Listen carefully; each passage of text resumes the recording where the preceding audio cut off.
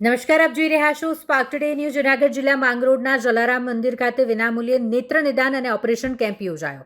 200 જેટલા આંખના દર્દીઓની તપાસ કરી તેમાંથી 50થી વધુ દર્દીઓને ઓપરેશન માટે શ્રી રણછોડદાસજી બાપુ ચેરિટેબલ આંખની હોસ્પિટલ રાજકોટ ખાતે લઈ જવામાં આવ્યા. માંગરોળના જલારામ મંદિર ખાતે વિનામૂલ્યે નેત્ર નિદાન અને ઓપરેશન કેમ્પ શ્રી જલારામ મંદિર ટ્રસ્ટ અને શ્રી રણછોડદાસજી બાપુ ચેરિટેબલ આંખની હોસ્પિટલ રાજકોટના સંયુક્ત ઉપક્રમે યોજાયો હતો. કેમ્પમાં રાજકોટથી આવેલ ડોક્ટર દ્વારા 200 જેટલા આંખની તકલીફવાળા દર્દીઓની તપાસ કરી, જેમાંથી 50થી 60 જેટલા મોતિયાના ઓપરેશનની જરૂરિયાતવાળા દર્દીઓને નિઃશુલ્ક સંસ્થાની સ્પેશિયલ બસમાં રાજકોટ લઈ જવામાં આવ્યા અને ઓપરેશન બાદ પરત માંગરોળ પહોંચાડવાની પણ સેવા તેઓ દ્વારા જ કરવામાં આવશે. માંગરોળ જલારામ મંદિર ખાતે અનેક વર્ષોથી નિયમિત મહિનાની દર 3 તારીખે નિઃશુલ્ક નેત્ર કેમ્પનું આયોજન કરાય છે, જેમાં માંગરોળ શહેર અને તાલુકાના અનેક આંખના દર્દીઓને લાભ મળી રહ્યો છે.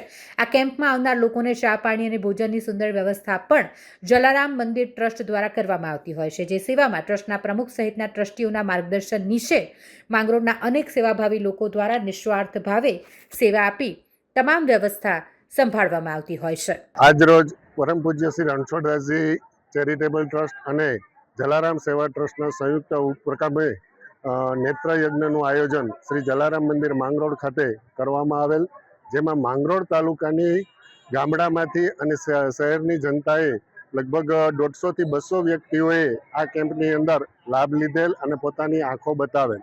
આજના આ કેમ્પમાં અંદાજે 50થી 60 લોકો ઓપરેશન માટે રાજકોટ ખાતે જનાર છે. દર મહિનાની 3જી તારીખે આ નેત્રયજ્ઞ સંપૂર્ણપણે વિનામૂલ્યે આ જલારામ મંદિર ખાતે અચૂક યોજાય છે. ગત મહિનાની અંદર ચાલુ વરસાદની અંદર પણ આ કેમ્પનું આયોજન 3જી તારીખે કરેલું હતું.